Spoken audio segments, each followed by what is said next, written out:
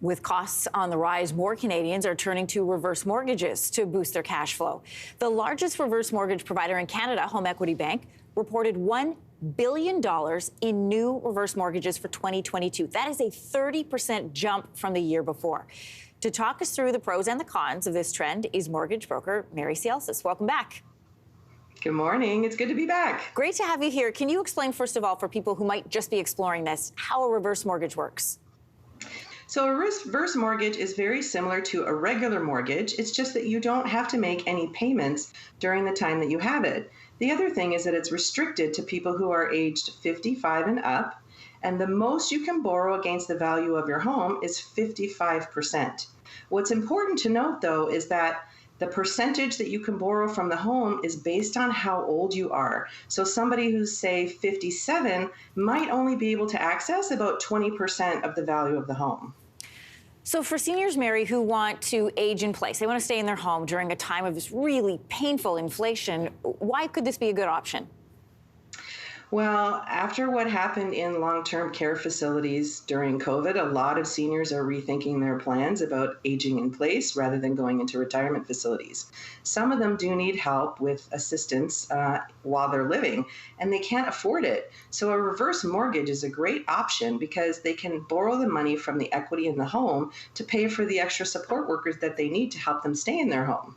Yeah, and some households, I understand, have also done this if they have one of the couple is in long-term care or has to have assisted living. They use this as an option as well. How does the interest work with reverse mortgages? So the interest is actually compounded semi-annually, not in advance. And what that means is that it accrues for a 6-month time period, then it gets added to the mortgage, and then the next 6 months starts. So it's very similar to how regular mortgage interest gets compounded. There's a lot of conflict or a lot of differences of opinion when it comes to these. Some people see them as a scam. Other people see them as a safety net in a time of, financial pinch. Where does it fall within those two extremes? It really depends on what the individual person needs it for. I have several clients that have used it who are retired, and they don't have private pension. So they're only earning CPP and OAS, which really doesn't give them a lot of money. And so they want to kind of supplement their lifestyles. So they'll take a reverse mortgage, but they'll take it in the style of a line of credit, and they'll draw from it monthly just to supplement their lifestyle. So then the interest cost is sort of mitigated because they're not borrowing the full lump sum up front.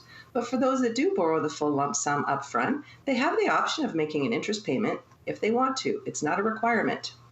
Let's talk about some of the other options. Some parents who might want to help their children with a down payment, maybe using a home equity line of credit or a reverse mortgage. What would be the difference between the two in that scenario? The main difference is that for the home equity line of credit, you need to qualify for it. So you need to show that you have enough income to make those payments.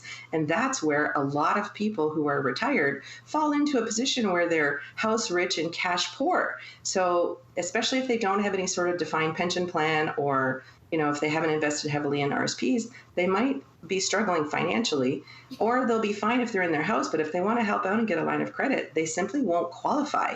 That's where a reverse mortgage comes in handy, because they can actually give their kids what some people are calling an early inheritance, and they can do it for their kids or their grandkids, whoever they want. Mary, who's on the hook if you can't make the payments or you end up going into debt? Well, the reality is you don't have to make a payment. And so there's no payments required during the term that you have it. And then in terms of what the process is, so if it's two people living in a home and say one goes into a long-term care facility, the other person can stay in the home. The owners never lose ownership of the home. That is key. They always stay the home owners, and it is simply a mortgage that they're getting. It's just that they're not making payments. Now, once the second party passes, the family usually has, I think it's a 6-month time period to either settle up the mortgage or sell the property. And so but there's no payments required. Right, but then, so it's the next generation who's left to work that piece out. Yeah, but it's no different than if there was a mortgage still left on the house and the parents pass away. It's really no different. I'm glad that we're digging into this. There's so many questions around it, especially when you see a jump of 30% in interest or 30% in people being curious about getting a reverse mortgage. Well, It kind of makes sense. I mean, we have an aging population, number one. So the fact that there's been an increase of 30% is ultimately not a surprise. But especially after what happened during the pandemic with COVID in retirement facilities and nursing homes, I'm really not surprised that more people want to age in place. They're going to feel a little bit safer in their own home.